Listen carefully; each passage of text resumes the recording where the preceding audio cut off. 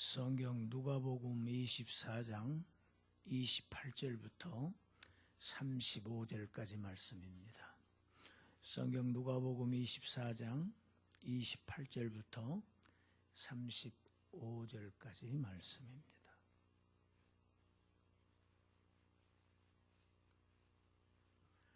말씀을 읽겠습니다.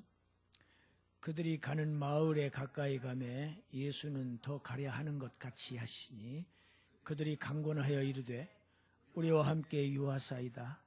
때가 저물어 가고 날이 이미 기울었나이다 하니 이에 그들과 함께 유하로 들어가시니라.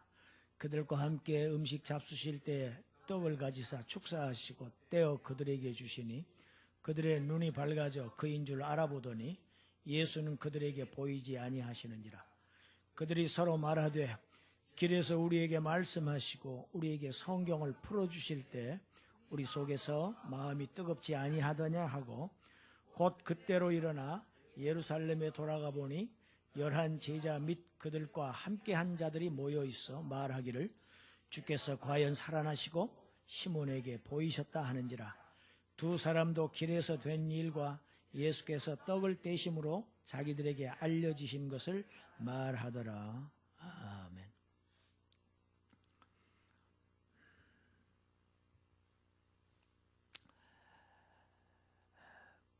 부활하신 주님과 동행하면서도 여전히 주님의 부활을 믿지 못하고 있는 그러한 두 제자들이 주님으로부터 미련하고 구약의 선지자들이 말한 모든 그 구약 성경을 더디 믿는다고 책망을 받습니다. 여기서 더디 믿는다는 것은 마음에 믿는 것을 서두르지 않고 아주 느리고 우둔하고 힘없고 게으르고 졸고 있는 그런 상태를 이야기하는 단어입니다. 그걸 더디 믿는다고 말씀하셨습니다. 나태한 거죠.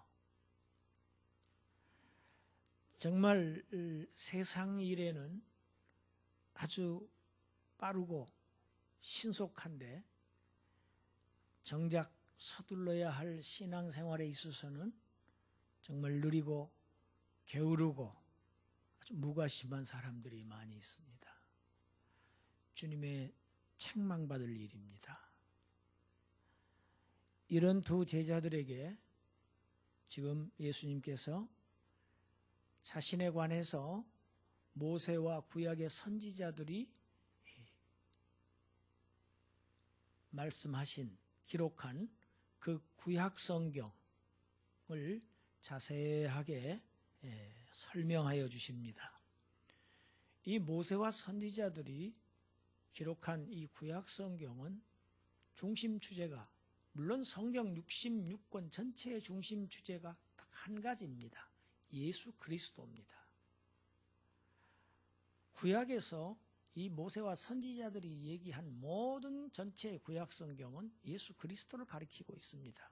그래서 주님은 지금 제자들에게 구약 성경을 지금 자세하게 설명해 주십니다. 예수 그리스도의 복음을 깨닫게 해주기 위해서는 구약으로부터 시작해야 할 필요성을 지금 주님께서 인정하신 것이죠. 왜냐하면 그 구약 성경 전체가 곧 예수님에 대한 이야기이기 때문에 그렇습니다. 예표하고 있기 때문에 그렇습니다. 우리가 잘 아는 말씀 요한복음 5장 39절에 주님이 그렇게 말씀하셨어요. 스스로 같이 읽어보시죠. 너희가 성경에서 영생을 얻는 줄 생각하고 성경을 연구하거니와 이 성경이 곧 내게 대하여 증언하는 것이니라. 예수님 당시에 이 성경이 할 때는 구약 성경입니다. 모세와 선지자들의 글. 구약 성경이 곧 전체가 내게 대해서 증언하고 있다. 그래서 지금 구약 성경을 아주 쉽고 명쾌하게 풀어서 해석해 주신으로 해서 예수를 증거할 때, 그리스도를 증거할 때 성령께서 역사하십니다. 성령이 역사하셔서 오늘 이 엠마오로 내려가는 이 두 제자들처럼 영적 눈이 밝아집니다. 영적 눈이 밝아지면서 이제 예수 그리스도를 믿게 되는 것이죠. 예수님께서도 성경을 통해서 자신을 증거하셨습니다. 다른 방법을 택하시지 않으셨어요. 우리가 그리스도를 증거하는 데 있어서 오직 성경만을 의존해야 할 이유가 바로 여기 있습니다. 예수님께서 성경을 해석해 주실 때에 저희들의 마음이 만족하고 기쁨으로 불타올랐습니다. 뜨거워졌습니다. 이 뜨거워졌다는 말이 불탔다는 말입니다. 32절 하반절에 그렇게 되어 있죠. 우리에게 성경을 풀어주실 때 우리 속에서 마음이 뜨겁지 아니하더냐. 우리 같이 하십시다. 우리 속에서 마음이 불타지 아니하더냐. 마음이 불타지 아니하더냐. 성경을 풀어주신 결과 나타난 결과입니다. 엊그제 눈이 많이 왔습니다. 너무 많이 왔죠. 광야로 나온 이스라엘 백성들이 먹을 것이 없어서, 양식이 없어서 지금 굶주려서 죽게 생겼습니다. 그때 하나님께서 하늘에서 마치 눈을 내려주시듯이 만나를 이 땅에 내려주셨습니다. 이것은 하나님께서 자기 백성들을 살리시기 위해서, 구원하시기 위해서 하늘에서 독생자를 이 땅에 내려보내셔서 우리를 구원하시기 위해서 십자가에서 그를 희생시키시기 위한, 우리에게 먹이시기 위한, 그래서 우리로 하여금 영적인 생명을 얻도록 하시기 위한 말씀입니다. 예표입니다. 그림자요 상징입니다. 이 이야기를 풀어서 들을 때에 우리 마음속에서 감사와 하나님에 대한 사랑이, 은혜와 감사가 솟구쳐 올라야 정상입니다. 마음이 그런 상태가 되는 것이 올바른 사람입니다. 구약 성경에 수없이 많습니다. 예를 들어서 민수기 21장을 보면 불뱀에 이스라엘 백성들이 물려서 하나씩 둘씩 막 죽어가고 있습니다. 아주 맹독성 뱀입니다. 하나님께서 모세에게 명하시지요. 구리로 뱀을 만들어서, 놋뱀을 만들어서 나무에 매달아서 정대에 달아서 높이 들어 올려라. 그리고 그 뱀을 쳐다보는 자들은 다 살게 될 것이다.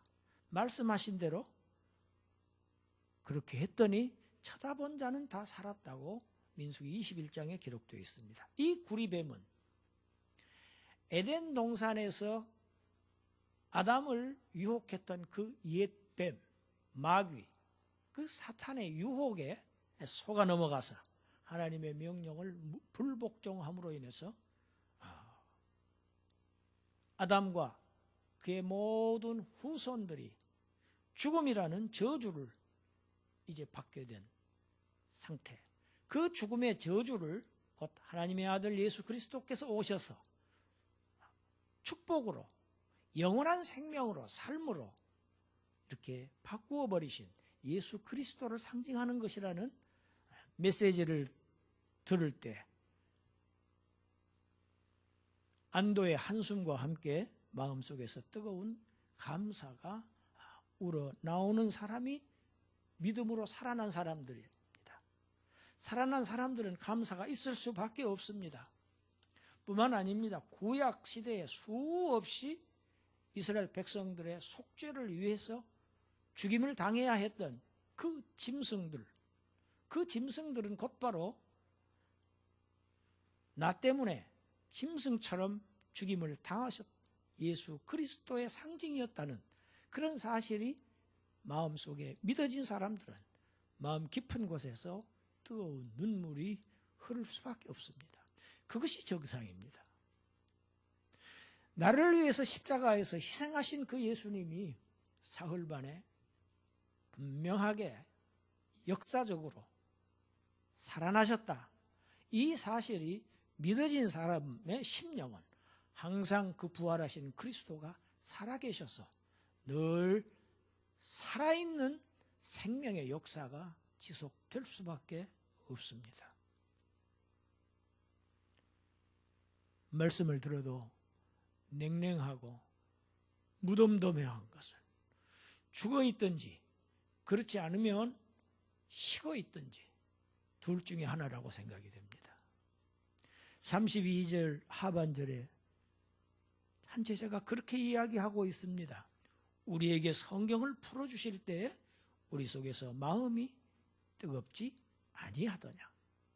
우리 속에서 마음이 뜨겁지 아니하더냐. 마음이 뜨거워지는 것, 불타오르는 것이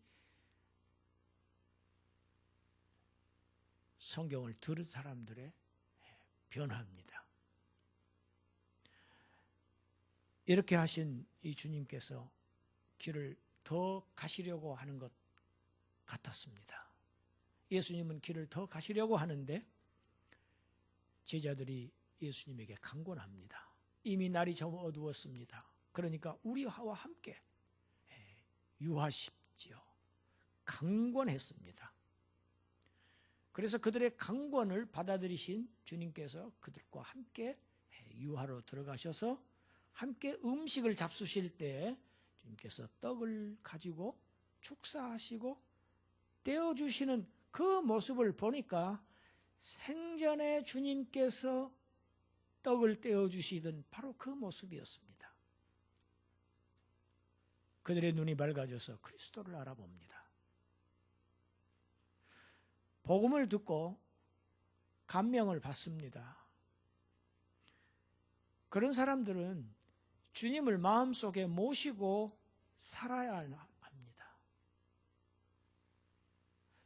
복음을 듣고도 감동을 받았으면서도 마음속에 주님을 모시고 살지 않으면 영원한 축복의 기회를 상실하고 맙니다. 이 제자들은 이 은총의 기회를 붙잡았다는 것입니다. 붙잡은 사람들입니다. 놓치지 않은 사람들입니다. 강권해서 주님을 자기 집으로 모셔서 음식을 대접하고 그랬을 때 그들의 눈이 밝아졌습니다. 주님을 알아보게 되는 은혜가 주어졌습니다.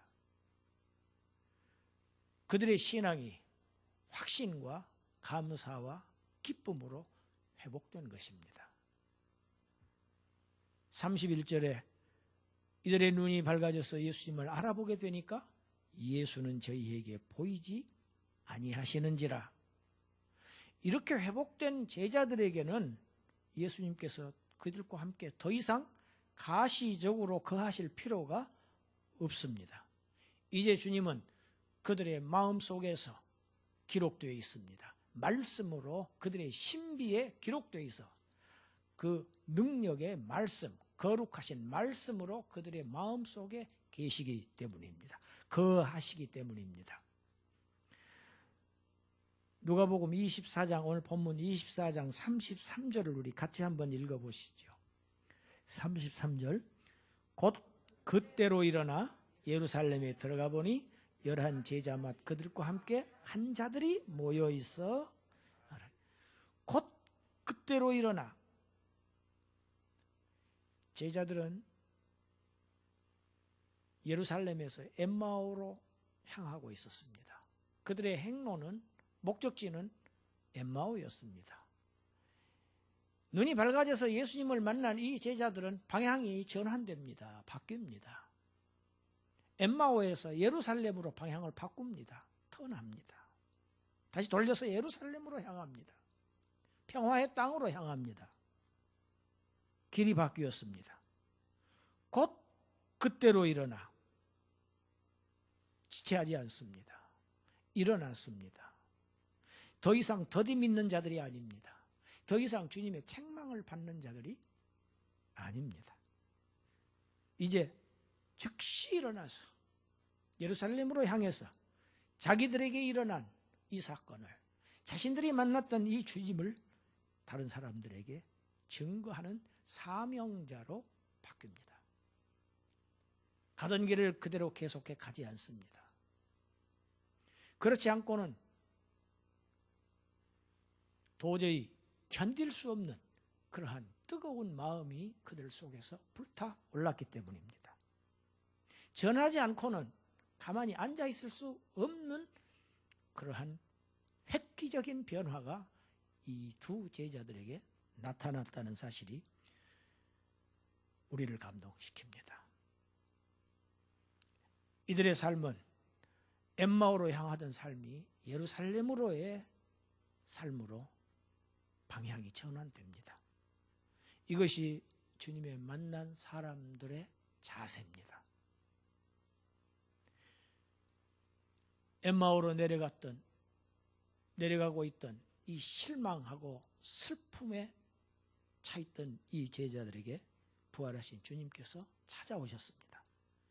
그 주님의 말씀을 듣고 마음이 불타올랐던 그들의 영적 눈이 열려져서 주님을 보게 되었고, 그들의 행로가, 이제 인생관이, 세계관이, 그들의 삶 전체가 이제 방향을 바뀌었습니다.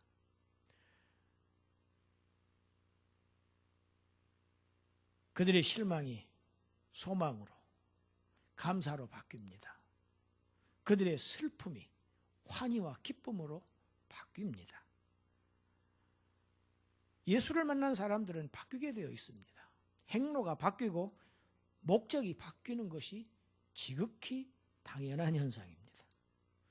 그리고 그들은 벅차오르는 그런 기쁨을 가지고, 사명감을 가지고 예수를 증거했습니다. 이 제자들의 말씀처럼, 이 제자들처럼 우리는 하나님의 말씀을 읽고 듣고 배워서 우리의 마음이 뜨거워져서 우리의 신앙이 정말 회복되고 사명을 감당하는 여러분이 되셔서 여러분의 삶이 실망의 삶이 소망의 삶으로 바뀌고 슬픔이 기쁨으로 전환되는 그러한 금년 한 해 2017년 새해가 되시기를 주님의 이름으로 축원합니다. 기도하겠습니다. 하나님,